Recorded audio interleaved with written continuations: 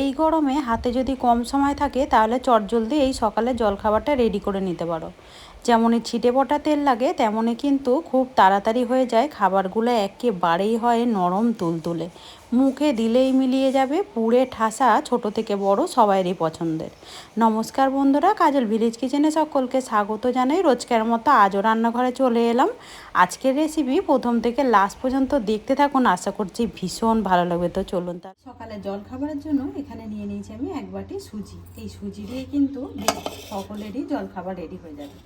নিলাম একটা বাটি, সমস্ত সুজিটাই এই বাটির মধ্যে নিয়ে নেব। আর যে কোনো জিনিস নেবেন এরকম একটা যদি মাপ করে নিয়ে যায় তাহলে সেই ক্ষেত্রে কিন্তু মাপগুলো উপকরণগুলো দিতেও সুবিধা হয়। এই সুজির মধ্যে এবারে দিয়ে দেব 3 চামচ মতো আটা নিয়েছি। এই আটাটাও আমি সুজিতেই দিয়ে দেব। আর যেটা দেব স্বাদ মতো লবণ বা মাপ মতো লবণ। লবণটা কিন্তু তোমরা তোমাদের মাপ মতো বা স্বাদ মতোই ব্যবহার করবে। 3টে উপকরণকে, শুকনো উপকরণগুলোকে খুব ভালো করে একটু মিশিয়ে নেব। আটাটা দেবার কারণ হচ্ছে খুব ভালোভাবে সুজিটা যাতে করে আমার রেডি হয়ে যায় একটা গোলা গুলতে। গরমের সময় এরকম যদি কিছু টিফিন করা যায় হালকা পাতলা, তাহলে কিন্তু খেতে ভীষণই দারুণ লাগে।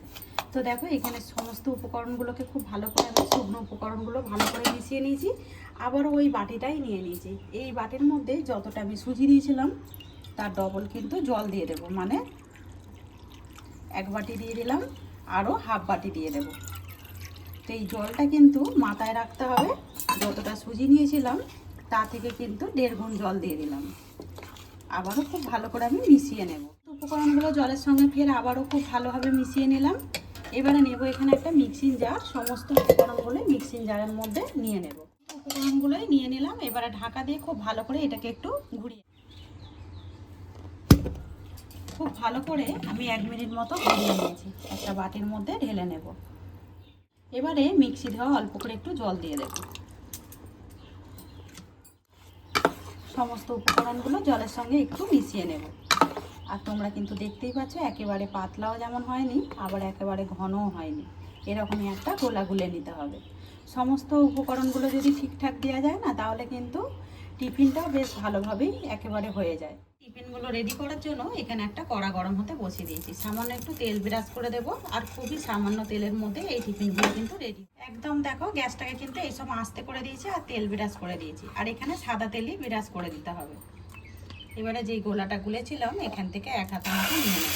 এই মাছ বরাবর দিয়ে দেবো, একটু এইভাবে একটু সেট করে দেবো হালকা হাতে।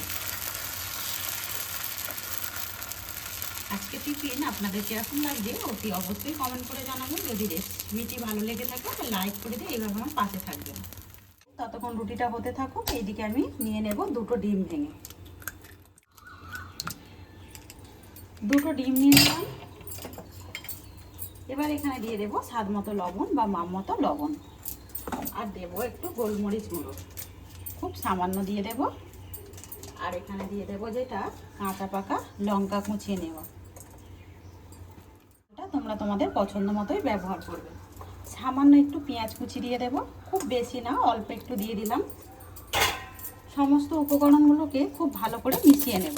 এইদিকে দেখো রুটিটা কেমন শুকিয়ে এসেছে ততক্ষণে।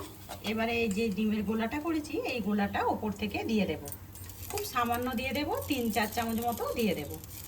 এবারে একটু চামচ দিয়ে এইভাবে একটু ঘুরিয়ে ঘুরিয়ে ভালো করে সেট করে নেব। খুবই কম উপকরণ দিয়ে কিন্তু এই টিফিনটা হয়ে যায়, খেতে ভীষণই দারুণ লাগে। ছোট থেকে বড় দেখবে সবাইকে কিন্তু পছন্দের। দেখো আমি এর মধ্যে কিন্তু দিয়ে দিয়েছি। এবারে এইটাকে আমি উল্টে দেব।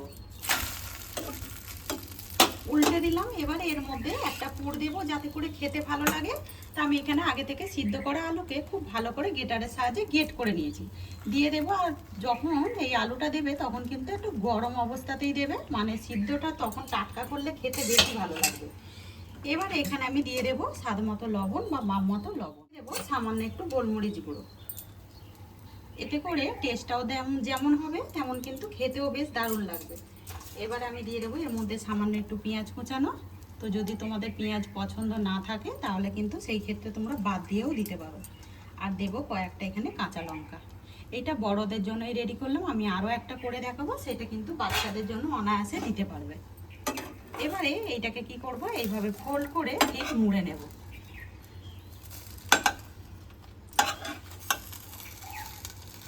আর তোমরা দেখো কতটা অল্প তেলের মধ্যে এই টিফিনগুলো কিন্তু রেডি হয়ে যায়। এবারে একটু চেপে চেপে এইভাবে সেট করে দেবো, যাতে করে আলুগুলো চৌড়ো দিকে এইভাবে একেবারে ভালোভাবে চলে।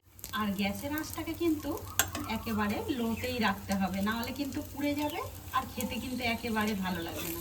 আর তোমরা দেখো টিফিনগুলো কিন্তু কতটা সুন্দরভাবে হচ্ছে, আর দারুণ সুন্দর অল্প কিন্তু ডিম দিয়ে এরকম একটা সুজির টিফিন যেমনই নরম হয়, খেতে ভীষণই দারুণ লাগে। এবারে এটাকে খুব ঘুরিয়ে ফিরিয়ে এইভাবে চেপে চেপে একটু ভেজে নিলাম। এবারে এটা প্লেটের মধ্যে তুলে নেব। আর তোমরাই দেখো কতটা সুন্দর টিফিনটা দেখতে হয়েছে। আমি এর মধ্যে আর তেল দেবো না, যেহেতু কড়াটার মধ্যে বেশ তেল লেগে রয়েছে। আবার আমি গোলাটাকে একটু গুলে নেব, যেহেতু সুজি রয়েছে। ঠিক মাছ বরাবর এইভাবে দিয়ে দেবো, যেইভাবে ঠিক একটা রুটির মতো করেছি ওইভাবে গোল আকারে করে নেব।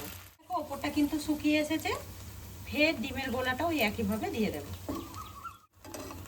আবারও টিফিনটাকে আমি একইভাবে উল্টে দেব। এবার এর মধ্যে কিছু পুর দেব, এটা কিন্তু একেবারে বাচ্চাদের জন্য। আবারও দিয়ে দিলাম বেশ কিছুটা আলু সিদ্ধ, দিয়ে দেবো এর মধ্যে সামান্য একটু লবণ।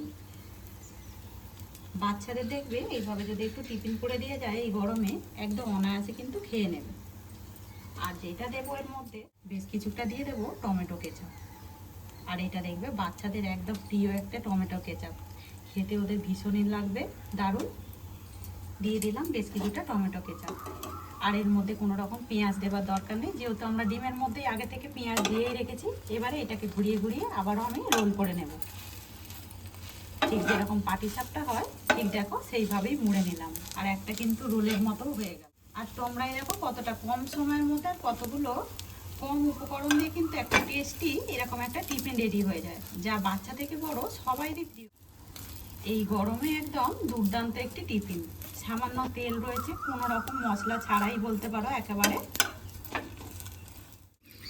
তোমরাই দেখো টিফিনটা কিন্তু রেডি হয়ে গেল। কত সহজে কত সুন্দর একটা রোল টিফিন রেডি হয়ে গেল। সমস্ত টিফিনগুলোকেই ভেজে নিলাম।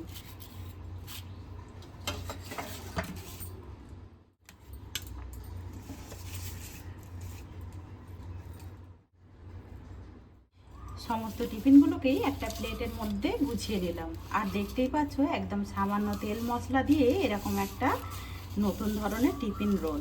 তো আজকের টিফিন আপনাদের কীরকম লাগছে অতি অবশ্যই কমেন্ট করে জানাবেন। যদি ভালো লেগে থাকে একটা লাইক করে দিয়ে এইভাবে আমার পাশে থাকবেন, সাপোর্ট করবেন আমার এরকম নিত্য নতুন রান্নার জন্য। পাশে থাকা বেল আইকনটি প্রেস করবেন। সবাই ভালো থাকবেন, সুস্থ থাকবেন, ধন্যবাদ। আবারও কোনো নতুন রেসিপি নিয়ে ফিরে আসবো। আজকের মতো এই পর্যন্ত।